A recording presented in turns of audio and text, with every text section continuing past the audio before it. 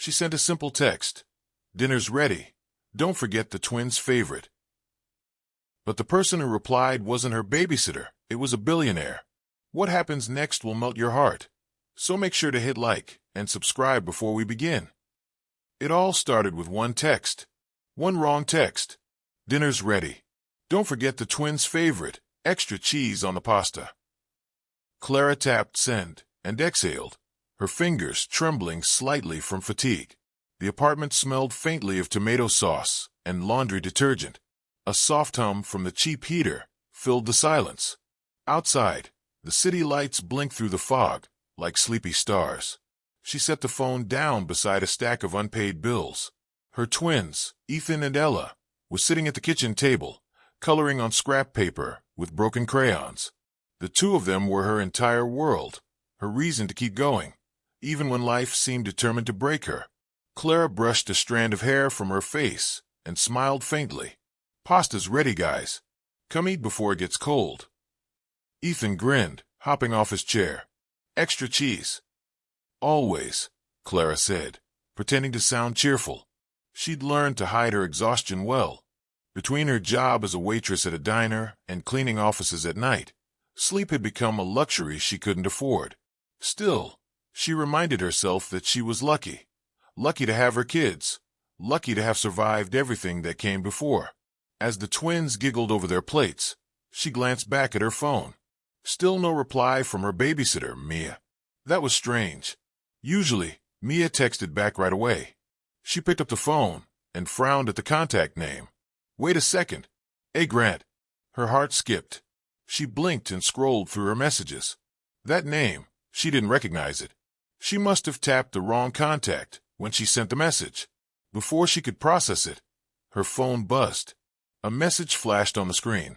The twins' favorite, huh? Where should I send the limo? Clara froze mid-breath. At first, she thought it was a joke. A wrong number prank, maybe. She typed back quickly. Sorry, wrong number. But before she could hit send, another message appeared. Wait, did you say twins? Clara's brow furrowed. Who is this? She muttered aloud. Then she noticed a small gray circle beside the name. A. Grant. Her mind scrambled. Where had she seen that name before? And then it hit her. Alexander Grant, the billionaire CEO of Grant Enterprises. The man whose face was on the news just last week, smiling beside world leaders and luxury cars. The man who owned half the buildings she cleaned at night. Her stomach dropped. No way. For a full minute, she just stood there, staring at the glowing screen as if it might explode. Then she laughed nervously, shaking her head. Yeah, right. Like the Alexander Grant has time to text random people about pasta. Still, the thought made her heart pound. Mommy, who are you texting? Ella asked, her big eyes curious. No one, sweetheart, Clara said quickly, forcing a smile. Just a silly mistake. But her hands wouldn't stop shaking. After dinner, she put the kids to bed, tucked them under the thin blankets, and kissed their foreheads. Ethan clutched his stuffed bear. Ella whispered something about dreaming of unicorns, and Clara stood in the doorway for a moment, watching them breathe, feeling that familiar ache in her chest. They deserved more. More than she could give. She turned off the light, sat on the couch, and stared at her phone again. Maybe she should just ignore it. Maybe the whole thing would go away by morning.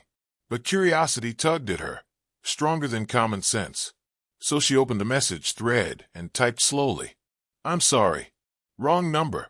Please ignore my text. She hit send this time. Almost immediately, the 3 dots appeared. He was typing. Her pulse raced. You're sure? Twins aren't something you just text about by accident. Clara frowned.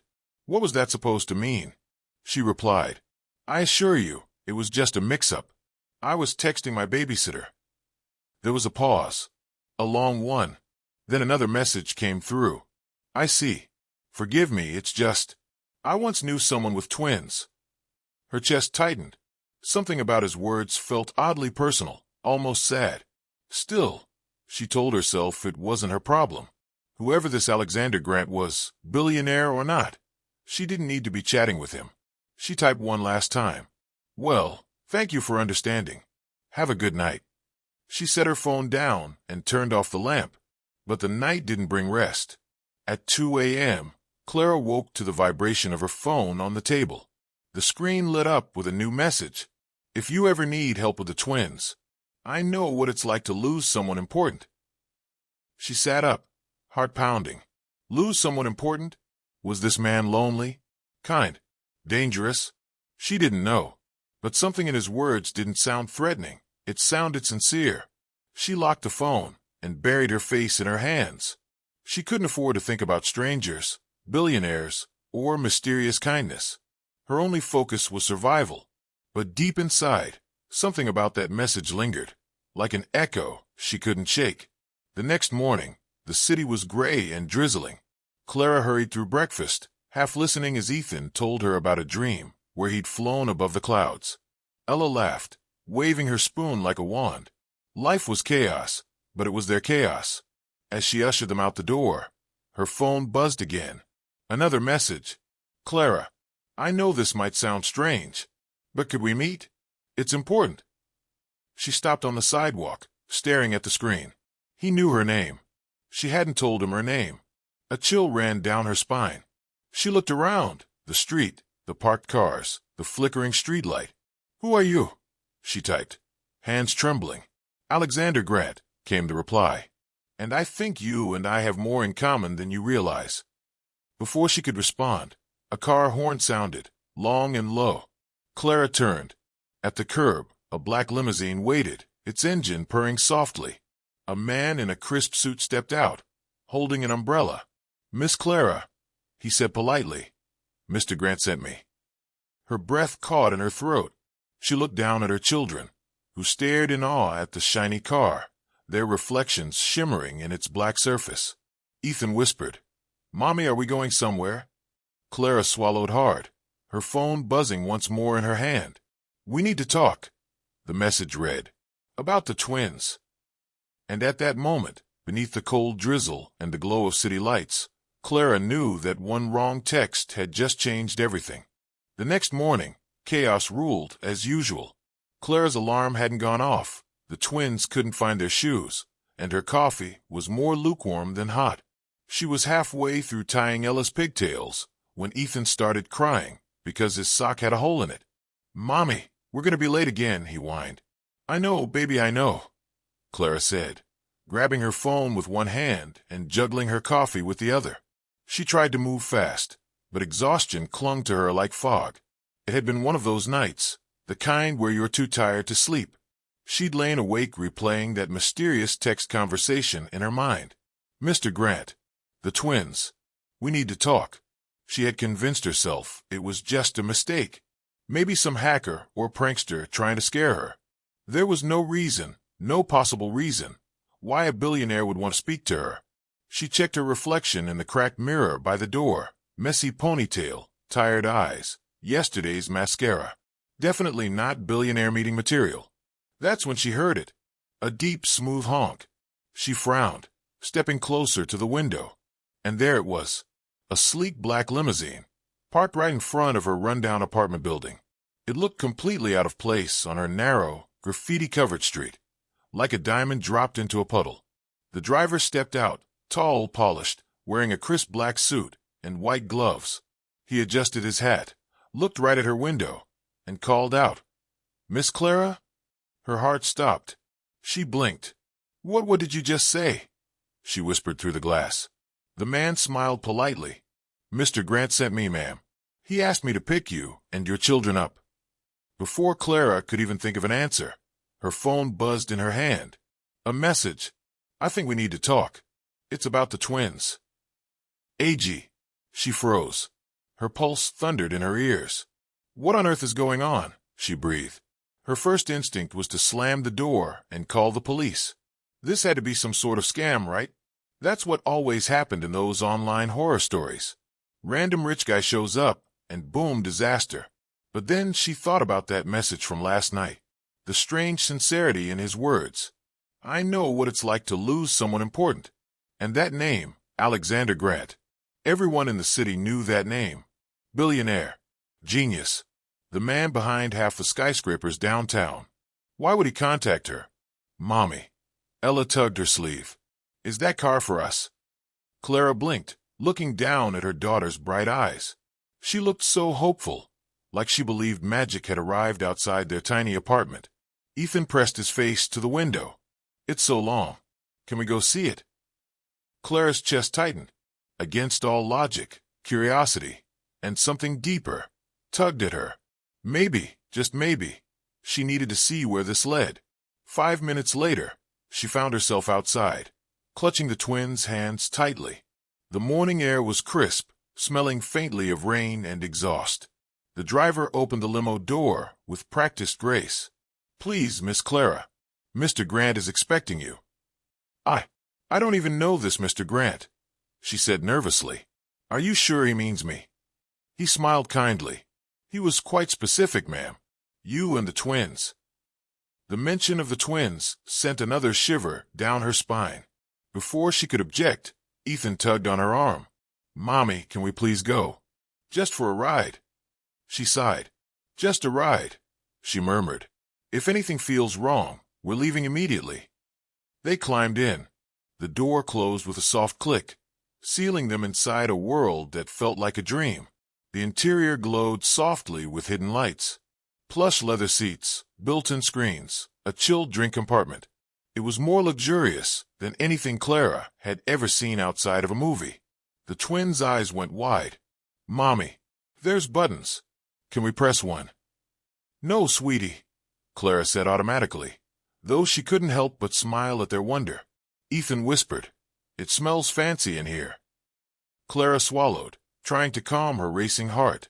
Every passing second made her question her decision more, yet something about this felt guided. The car glided smoothly through the city, past coffee shops, old theaters, and the gray skyline slowly brightening with morning light. After what felt like forever, the limo stopped. The driver turned, smiling. We've arrived, ma'am. Clara peered out the tinted window and gasped. They were in front of the Grant Tower, one of the tallest buildings in the city, a glittering monument of glass and steel that seemed to touch the clouds. She'd cleaned offices inside this very building years ago, but she'd never even stepped through the main entrance. This can't be happening, she whispered.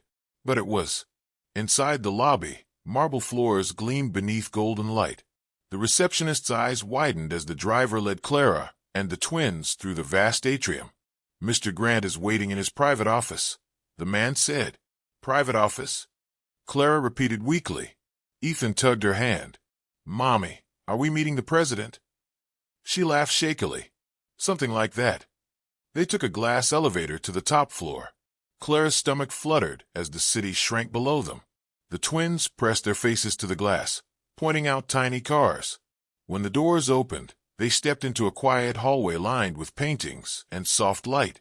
At the end stood a set of double doors. The driver knocked once. Mr. Grant, they're here. Send them in. Came a deep voice from inside. The office was massive. Walls of glass overlooking the skyline, shelves lined with books and awards. And there, standing by the window with his back to them, was Alexander Grant. He turned slowly.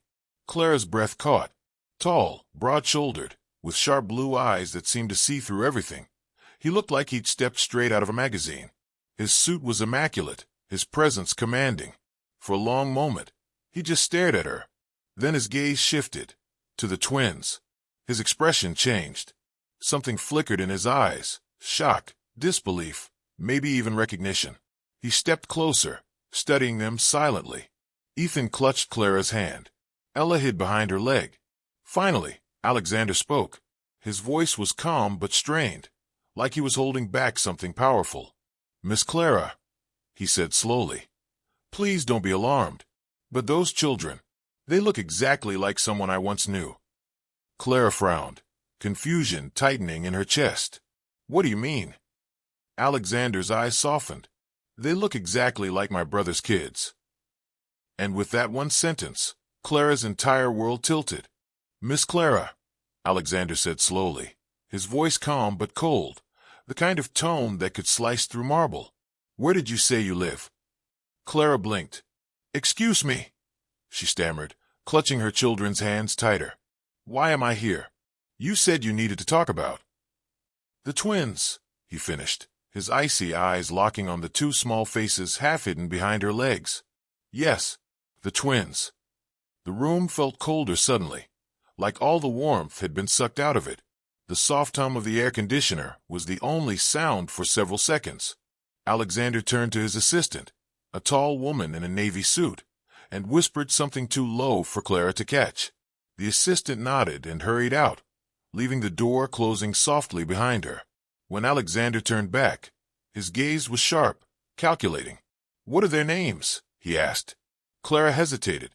"Ethan and Ella," she said finally, her voice trembling. He repeated the names under his breath, as if testing how they felt on his tongue.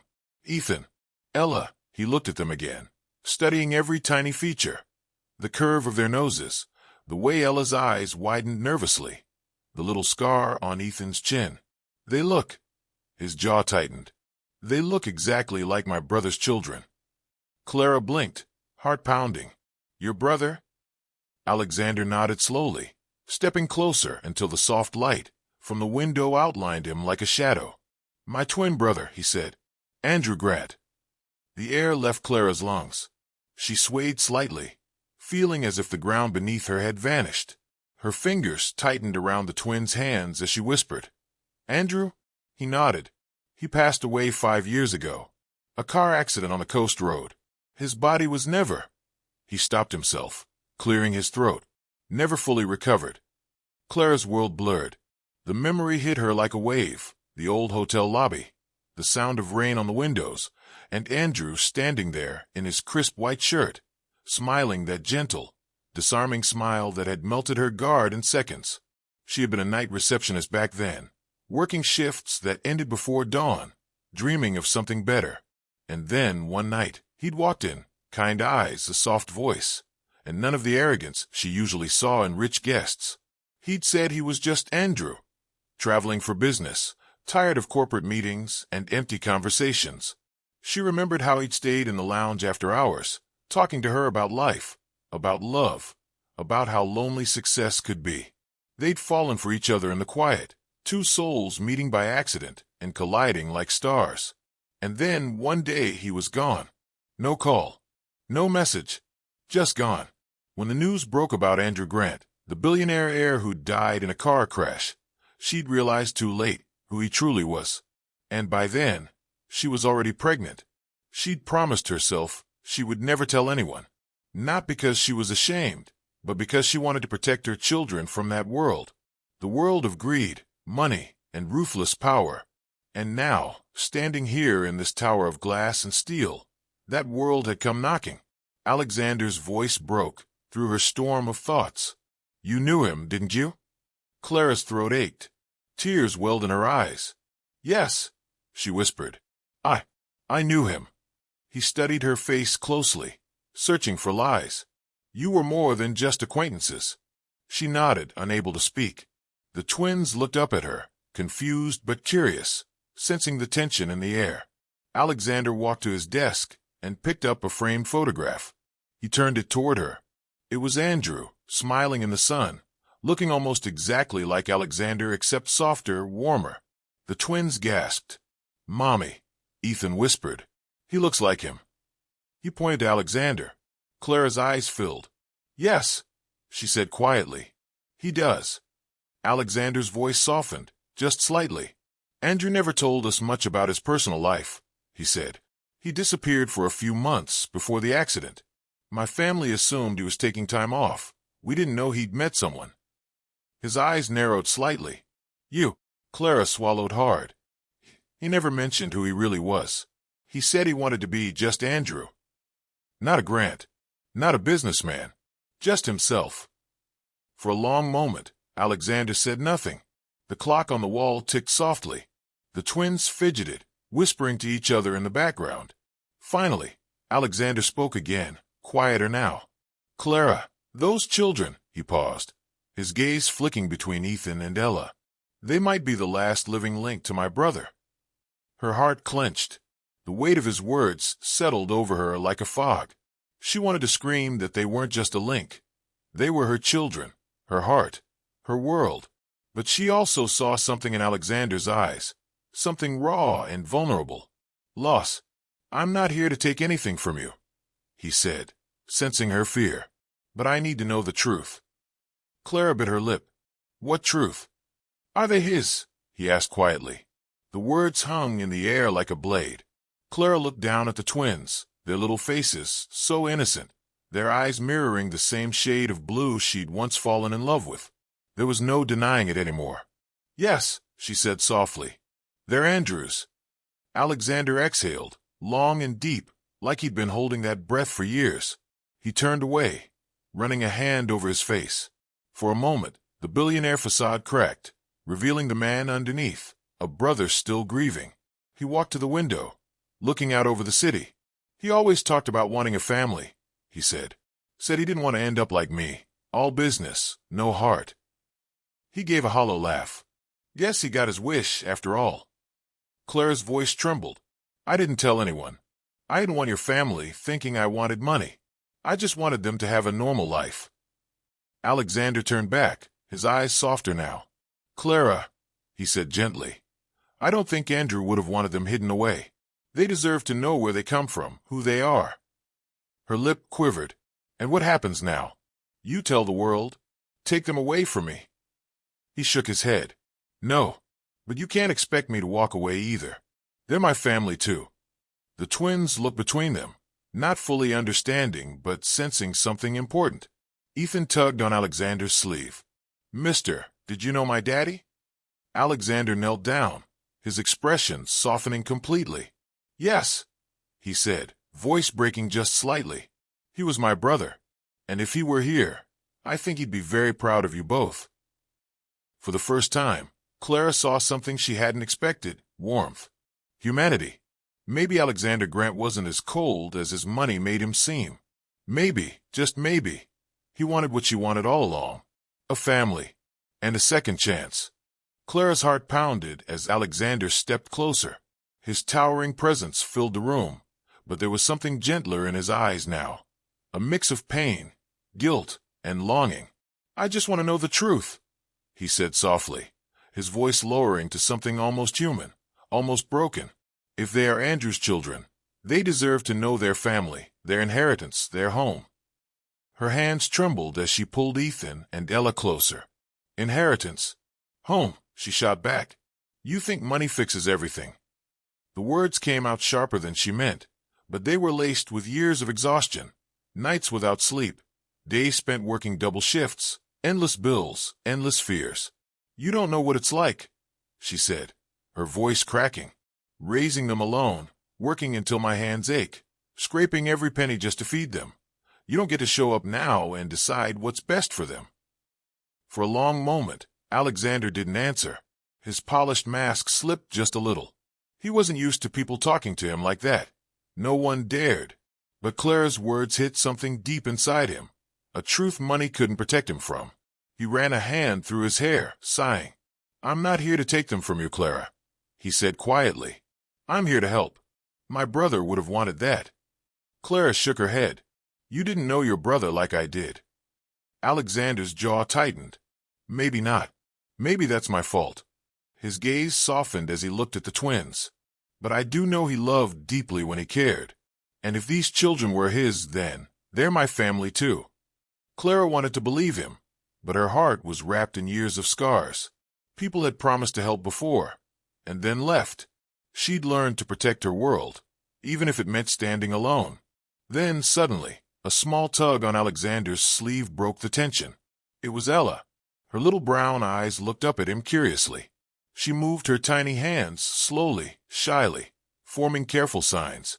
"You knew my daddy?" she signed, her fingers trembling slightly. Alexander froze. His eyes widened in surprise. Then, without hesitation, he knelt down, right to her level, and his own hands began to move. "Yes," he signed back perfectly. "He was my brother." Clara gasped. Her heart nearly stopped. Few people knew sign language, and somehow, Alexander did. Her mind raced. "How? Why?" Ella's face lit up instantly. "You can talk like me?"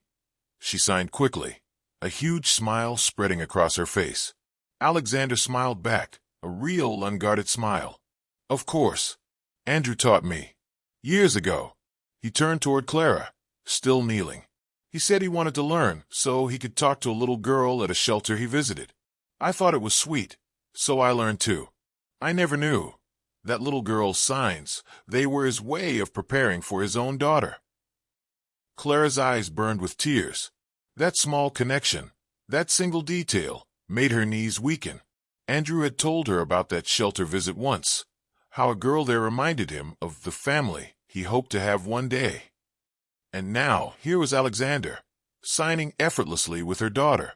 It felt like Andrew was right there with them. In that quiet, miraculous moment, Ethan giggled, climbing into the billionaire's lap like it was the most natural thing in the world. "Do you have toys in this big building?" he asked, eyes sparkling. Alexander chuckled, a sound that surprised even him. "A few," he said, smiling. "Maybe even a basketball court or two." Clara stood frozen, watching them, her children laughing with the brother of the man she'd loved. It was surreal, impossible, and yet, it felt strangely right. Then Alexander stood, still holding Ella's small hand in his. "Clara," he said gently, "I can't change the past. But maybe I can make the future a little easier. Let me help, not as a billionaire, but as their uncle." Clara hesitated. "You think it's that simple?" He shook his head. "No, nothing about this is simple. But I don't want their lives to be as lonely as Andrew's or mine." He gestured toward the window where the city shimmered far below. "All of this, the buildings, the cars, the money, it means nothing if I can't share it with someone real. I lost my brother once. I won't lose his family too." His voice cracked slightly on that last word. Clara had never imagined a man like Alexander Grant could sound vulnerable. But right then he did. Ella touched his face, studying him curiously. "You look like Daddy," she signed softly. Alexander smiled, his eyes misting. "I know," he signed back. He was the better twin. Clara swallowed the lump in her throat. "He used to say the same thing about you." Alexander's eyes widened, then softened completely. For a moment, the cold businessman disappeared, and all that remained was a brother, a man haunted by what he'd lost, standing before the life he never knew existed. He turned back to Clara. "Please, let me be part of their lives. I'll respect whatever you decide, but don't shut me out before we even begin." Clara looked at her twins, their bright faces, their laughter echoing in this room of glass and steel. She'd spent so long fighting the world alone, afraid to let anyone in. But maybe this wasn't an intrusion. Maybe it was a door she didn't know she'd been waiting for. "I don't need your money," she said finally, her voice trembling. "But maybe they could use someone else who loves them." Alexander nodded, his smile faint but full of gratitude. "That's all I ask." He crouched again and ruffled Ethan's hair. "How about we start small? Ice cream. There's a place downstairs." Ethan's eyes lit up. "Can we, Mommy? Please." Clara hesitated, then nodded. "Okay," she whispered. "Just ice cream." "Just ice cream," Alexander agreed, but they both knew it meant much more. As they walked toward the elevator, Clara glanced back at the office, the skyline glittering beyond the glass, the world she'd never belonged to. And for the first time in years, she didn't feel out of place. Maybe fate hadn't made a mistake after all. Maybe that wrong text, that one accidental message, had been meant to find its way home. And in that silent moment, when Ella giggled and Ethan clung to Alexander's hand, Clara allowed herself to believe in something she hadn't dared to hope for in a long time, a second chance at family. Days turned into weeks. The chaos of that unbelievable morning had settled into something gentler, something that almost felt like destiny. The DNA results came back first.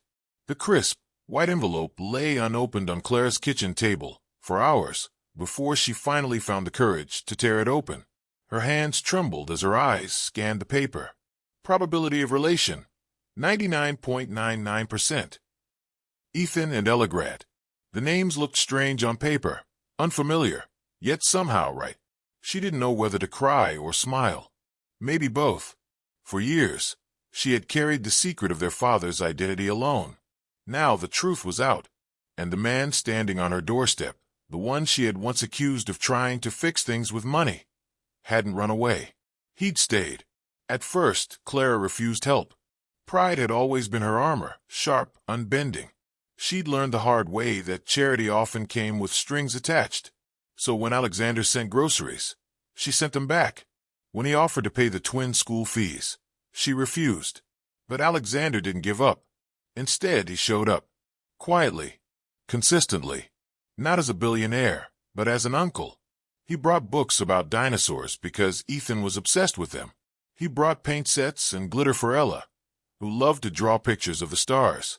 He'd sit cross-legged on the floor, tie loosened, suit jacket off, laughing as the twins painted his hands or built towers out of cereal boxes.